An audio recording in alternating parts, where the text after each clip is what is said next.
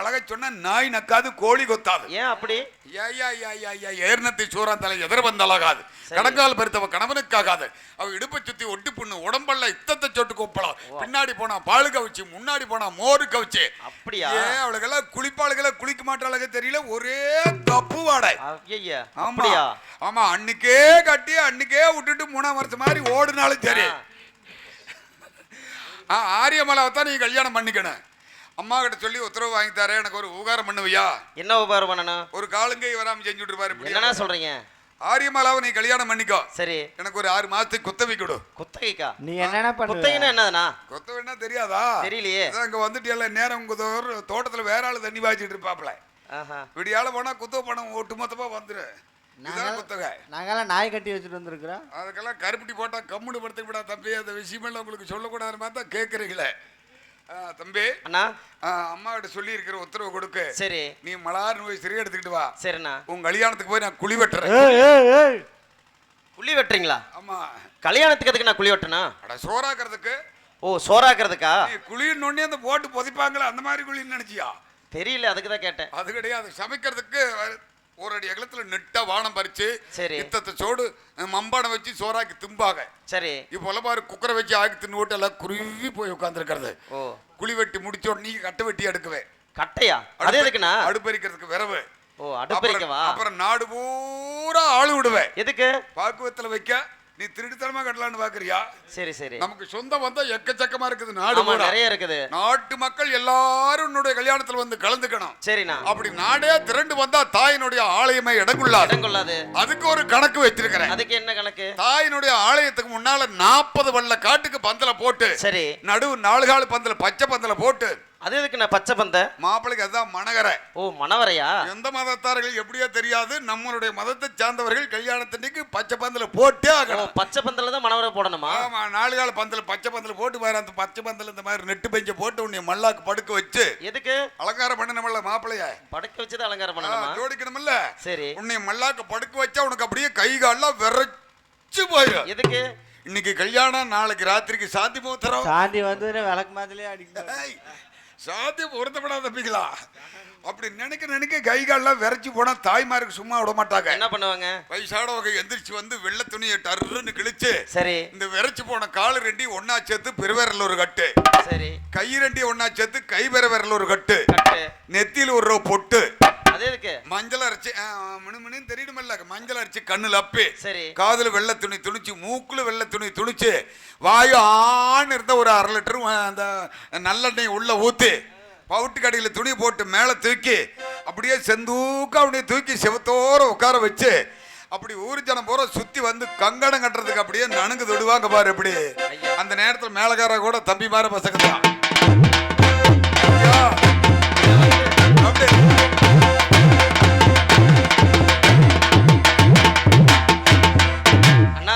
இது வந்து கல்யாணத்துக்கு செய்யற ஏற்பாடு மாதிரியே தெரியலையே. இதுதான்டா பெரிய கல்யாணம். ஓ, பெரிய கல்யாணமா? முன்ன உனக்கு என்ன நான் சின்ன கல்யாணமா பண்ணுவேன்? சரி, நீ யாரு, எப்படிப்பட்ட ஆளு? உனக்கு சின்ன கல்யாணம் பண்ணலாமா? இந்த கொட்டு கொட்டியாச்சுன்னு இதுக்கு மேல்படி ஒரு மனுஷனுக்கு கொட்டே கிடையாது. அப்படியா? நான் சொல்றது பொய்யா இருந்தாலும் பாருங்க, ஒரு மஞ்சள் துணி போட்டிருக்காரு, அவர் கேட்டு பாரு. இதுக்கு மேல உண்டுமானதெல்லாம் தெரிஞ்சவங்க தானே. அதனால சொல்றேன், அம்மா இவன் சொல்லி திருந்த மாட்டான் போல் இருக்குதுமா. காக்கா முட்டிக்கிறேன், அவனுக்கு உத்தரவே கொடுத்துறாத, உன் காலில் உழுது கூட கும்பிடுறேன். உத்தரவு கொடுக்காதே கொடுக்காதே கொடுக்காதே. தம்பி, நீ ஆரியமலாவை தான் சரி எடுக்கணும். அதான் கட்டிக்கணும். நீ கட்டி விட்டுட்டு வேட்டைக்கு போயிரு, நாம ஆட்டி மல்லாக்கு தள்ளிடுறேன். போ, உள்ள போ. தாயே, மகனை காத்தவராயா? வேண்டாம் தாயே, வேண்டாம். எதற்காக? நாளை வரும் அமாவாசை இருட்டை போல் இருக்கக்கூடிய 2 பெண்களையும் அளந்து நான் என்ன செய்ய போகின்றேன். ஆகையால் எந்த குலம் ஆனாலுமே எனக்கு உந்த குலம் ஆகாதம்மா, ஆகாதம்மா.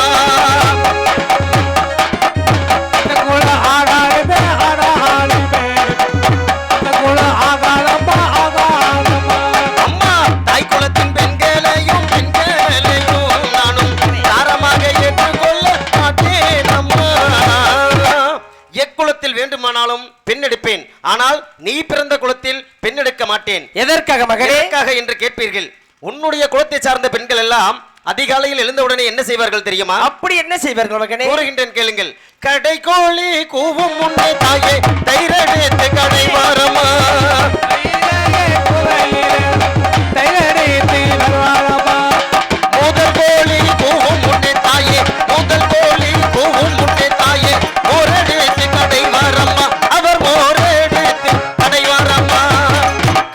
கூவுவதற்கு முன்பதாக எழுந்து தயிர் எடுத்து கடைவார்கள். முதல் கோழி கூவுவதற்கு முன்பதாக எழுந்து மோர் எடுத்து கடைவார்கள். அப்படி கடைந்த மோரையும் தயிரையும் எடுத்துக்கொண்டு எங்கு செல்வார்கள் தெரியுமா? எங்கு செல்வார்கள் மகனே? தயிரோ தயிர் என்று சொல்லி அவர்கள் தயிரை விட்டு வருவாரம்மா வருவாரம்மா.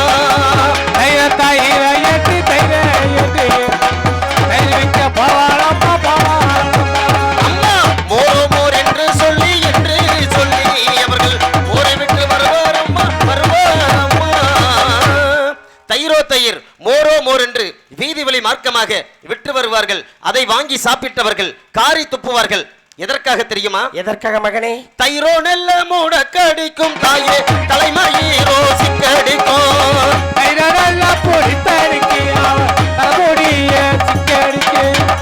ஓரோ நல்ல மூட கடிக்கும் தாயே தலைந்தானையோ சிக்கடிக்கும் அவள் முந்தானையோ சிக்கடிக்கும். தயிரோ முடக்கடிக்கும் முந்தானை சிக்கடிக்கும் மோரோ முடக்கடிக்கும் முந்தானை சிக்கடிக்கும் என்று வாங்கி சாப்பிட்டவர்கள் காரி துப்புவார்கள். அதையும் பெற்றுக்கொண்டு மேலும் என்ன செய்வார்கள் தெரியுமா? என்ன செய்வார்கள்? மோர் வித்த 3 காசு அங்கு முடக்கி இருந்த 6 பணம், தயிர் வித்த 3 காசு அங்கு தங்கி இருந்த 6 பணம் என்று திரவியங்களை சேகரித்துக் கொண்டு ராமா லக்மணா என்ற பெருங்கலங்கியத்துடன் வாழ்ந்து கொண்டு வருகின்றார்கள் என்னுடைய தாய்மாமன்மார்கள். ஆனால் நீ கூறிய மாங்கரிப்பு பூங்கரிப்பியை விட நான் பார்த்து வந்த ஆரியமாலா பெண் எப்படிப்பட்ட பெண் தெரியுமா? எப்படிப்பட்டவள் மகனே? அவளுடைய அழகை வர்ணித்தால் என்னுடைய ஆயுள் காலம் முழுவதும் வர்ணித்துக் கொண்டே இருக்கலாம். அவளை நேரடியாக பார்த்தால் என்னுடைய ஆயுள் காலம் முழுவதும் பார்த்து கொண்டே இருக்கலாம். அப்படிப்பட்ட அழகிலே சிறந்த ஆரியமாலாவை மறந்துவிடு மகனே என்று மீண்டும் ஒரு முறை உச்சரிக்க வேண்டாம் தாயே. மகனே காத்தவரையா, தாய்மாமன் மக்கள் என்று பாராமல் கேவலமாக பேசிவிட்டாய் அல்லவா? நீயோ ஆங்கிரிப்பு பொங்கிரிப்பை பற்றி சொன்னாய், நானோ ஆரியமாலா பற்றி சொல்கிறேன். சற்று கவனமாக கேட்க வேண்டும் மகனே. கூற போகின்றேன் மகனே காத்தவரையா, அம்மா கண்ணியும் பிறக்கு முன்னே மகனே கழுகு மரம் பிறந்ததடா பிறந்ததடா. கண்ணி பிறக்கு முன்னே கழுகு மரம் பிறந்ததடா பிறந்ததடா. மலையும் பிறக்கு முன்னே மகனே மணி கழுகு இருந்ததடா காத்தமுத்து. மணி பிறக்கு முன்னே மணி கழுகு பிறந்ததடா. மகனே காத்தவரையா, அம்மா கண்ணிக்கு கல மரத்துக்கும் என்ன சம்பந்தம்? என்ன சம்பந்தம்? மாலைக்கும் மணி கழுகுக்கு என்ன சம்பந்தம் என்று கேட்பாய். ஆம் தாயே. அதாவது புத்தூர் அக்ரஹாரம் புதுச்சேரி நெல்பேட்டை ஆரியப்பூர் ராஜன் மகள் ஆரியமாலாகப்பட்டவள் பிறக்க பொழுது, அதாவது தவமாக தவம் இருந்து ஆரியப்பூர் ராஜனுக்கு அன்னதரிசியும் குழந்தை செல்வம் இல்லாமல் இருந்தது. 1000 ஐயன்மார்கள் அந்த தவத்தால் ஸ்ரீரங்கம் சென்று ரெங்கநாத அருளால் பிறந்தவள் ஆரியமாலா பெண்ணாகப்பட்டவள். அன்னுடைய பிறந்த ஜாதகத்தை கணித்து பார்க்கும் பொழுது 16 வயது நிரம்பியவுடன் பருவம் கேட்கும் தருவாயில் அந்த பெண்ணை ஒரு தேவகுமாரன் சிறை மீறி சென்று வந்து ஜாதகத்தில் கிடைக்கப்பட்டுள்ளது. அப்படியா? அப்பெண் பிறக்கும் முன்பாக அந்நாட்டிலே ஒரு கலிகம் ஒன்று பிறந்தது. யாரோ இந்த பெண்ணை சிறைத்தால் அந்த கலவரத்தில் போட்டு அடிக்கப்படி ஜாதகத்தில் உள்ளது மகனே. அந்த ஒரு சாபத்துக்கு நீ ஆளாக வேண்டாம் மகனே, நீ ஆளாக வேண்டாம். அம்மா என்ன வார்த்தை கூறுகின்றீர்கள்? எவன் ஒருவன் ஆரியமாலாவை சிறையெடுக்கின்றானோ அவன் அந்த கழுமரத்திற்கு தண்டனைக்குள்ளாவான். அப்படிப்பட்ட அந்த பெண்ணை நீ சென்று சிறையெடுத்து அந்த கழுமரத்திலே நீ படக்கூடிய கஷ்ட நஷ்டங்களை எங்களுடைய கண்களால் காண முடியுமா? பெற்றவர்களாகிய எங்களுடைய மனம் சகிக்குமா? ஆகையால் அந்த மாலாவை மறந்துவிடு மகனே என்று கூறுகின்றீர்களா? உண்மைதான் மகனே. தாயே நான் சொல்வதை கேளுங்கள் மகனே. அம்மா கணக்கை எத்தகில் மடிந்தாலுமே மடிந்தாலுமே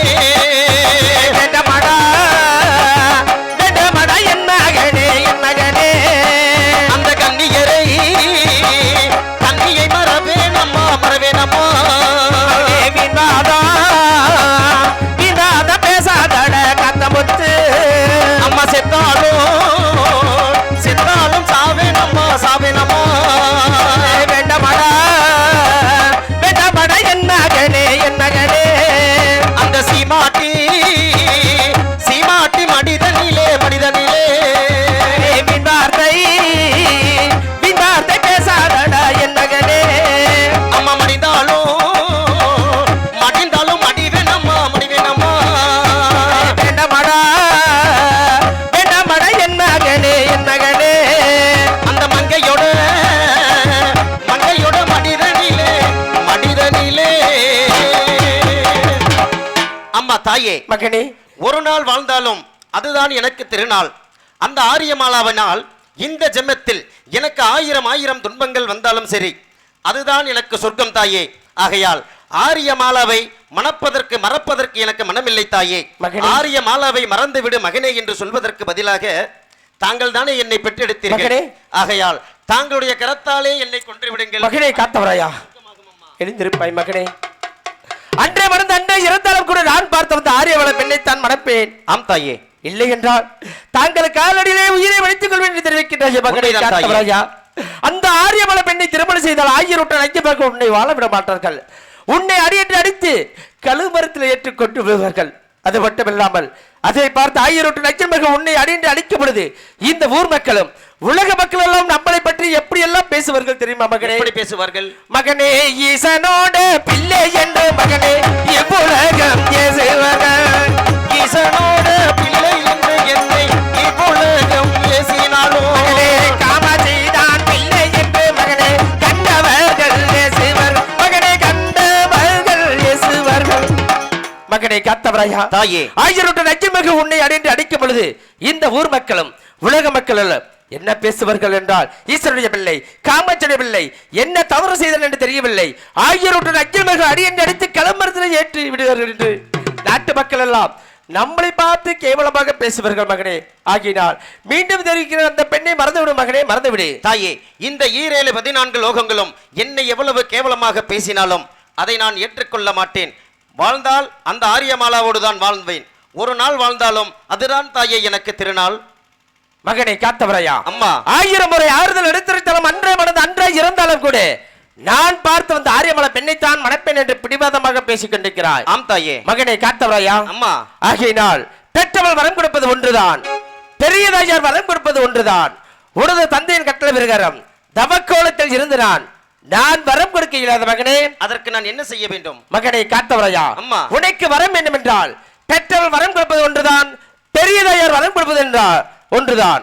ஆகையினால் பாச்சூர் ரத்தம் பரந்தாம வேட்டிலே வல்லத்து மகள் அழைத்து தாயிடத்திலே வரம் பெற்று அதன் பிறகு சென்று வருவேன் மகனே. அப்படியாகட்டும் தாயே, தாங்கள் கூறியபடியே சென்று வருகின்றேன் அம்மா. மகனை காத்தவரையா அம்மா நீ எப்படி செல்ல வேண்டும் என்றால் எப்படி?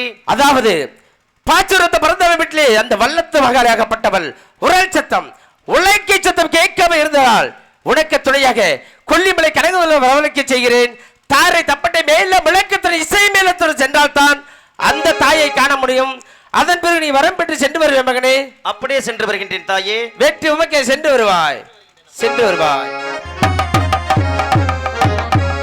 இதோ என்னுடைய தாயாகிய காமாட்சி அவர்கள் மகனை காத்தவராயா பெற்றவள் வரம் கொடுத்தாலும் ஒன்றுதான், பெரிய தாயார் வரம் கொடுத்தாலும் ஒன்றுதான் அப்படி என்று கூறி அந்த பாச்சுரத்தம் மறந்தமலை மேட்டில் இருக்கக்கூடிய என்னுடைய பெரிய தாயார் வல்லத்து மாகாளி ஆலயத்திற்கு சென்று என்னுடைய பெரிய தாயார் இடத்திலே நல்லாசி பெற்று அந்த ஆரியமாலா என்ற பெண்ணை சிறை எடுத்து வருவாய் மகனே என்று எனக்கு ஆசி வழங்கியுள்ளார். என்னுடைய பெரிய தாயார் வல்லத்து மாகாளி அவர்கள் அனுதினம் ஒன்றுக்கும் 1000 பழி வாங்கக்கூடிய பள்ளிகார தெய்வம். அந்த பள்ளிகார தெய்வத்தினுடைய ஆலயத்திற்கு செல்ல வேண்டுமானால் அந்த தாயினுடைய மனதை குளிர்விக்க வேண்டும். அதை எப்படி செய்ய வேண்டும்? 1000 தாள மேளங்களை முழங்க செய்ய வேண்டும். அந்த இசையிலே மயங்கி என்னுடைய தாயாகிய வல்லத்து மாகாளி அவர்கள் ஆலயத்தை விட்டு வெளியே வரும் பொழுது அவர்களுடைய பாதத்தை பற்றி நான் வேண்டும் வரத்தை பெற வேண்டும். என்னுடைய தாய் வல்லத்து மாகாளியை முதலில் வழங்கிவிட்டு மீண்டும் நான் பெறக்கூடிய வரத்தை பெற வேண்டும். இதோ என்னுடைய தாயை வணங்குகின்றேன். மாணிக்க வீணையே மரகத பதுமையே வைரத்தில் பாய்ந்த மனமே மதங்கமா முனிவர் மாதவ செல்வி மாதுளம் சிவந்த விழியே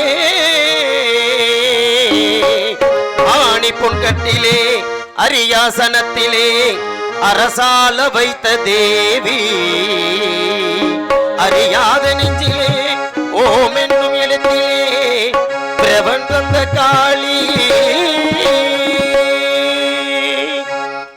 யார் தருவார் இந்த அரியாசனோ யார் தருவார் இந்த அரியாசனோ புவி அரசோடு எனக்கு ஒரு சரியாசனோ யார் தருவார் இந்த அரியாசனோ புவி அரசோடு எனக்கு ஒரு சரியாசனோ அம்மா யார் தருவார் இந்த அரியாசனோ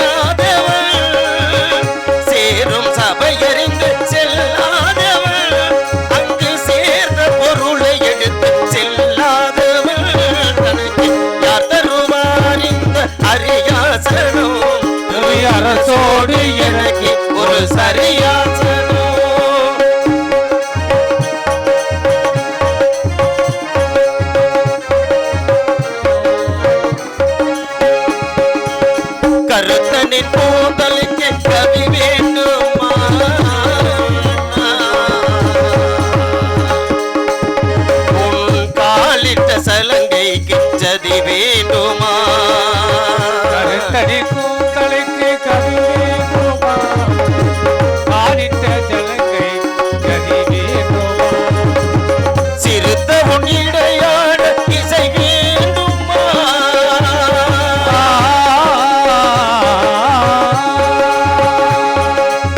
சிறுத்த உன்னிடையாட இசை வேண்டுமா உன் சிங்கார கைக்கு அபிநயம் வேண்டுமா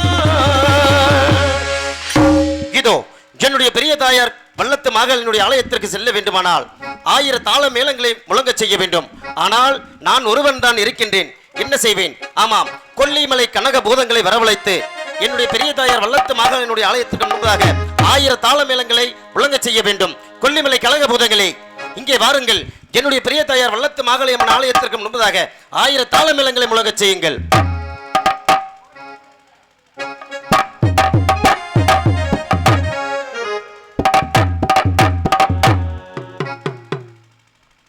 ஹலோ, நாடகத்திற்கு நன்கொடை கொடுத்த உள்ளூரைச் சேர்ந்த பெரிய மருமகன் மாணிக்கம், பழனியம்மாள், சதீஷ், சந்திர குடும்பத்தினர் ரூபாய் 500. மணவாடியை சேர்ந்த சின்ன மருமகன் ரமேஷ், தீபா, சத்திதருண், பிரகதீஷா குடும்பத்தினர் ரூபாய் 500. உள்ளூரைச் சேர்ந்த கந்தசாமி, ராணி குடும்பத்தினர் ரூபாய் 200. ஏமூர் நடுப்பாளையத்தை சேர்ந்த மாரிமுத்து, வனிதா குடும்பத்தினர் ரூபாய் 500. ஏமூர் புதூர் கிடாவிட்டு பூசாரி முனியப்பன், சரோஜா குடும்பத்தினர் ரூபாய் 200. உள்ளூரை சேர்ந்த மலையாளம் பழனியம்மாள் அவர்கள் ரூபாய் 200.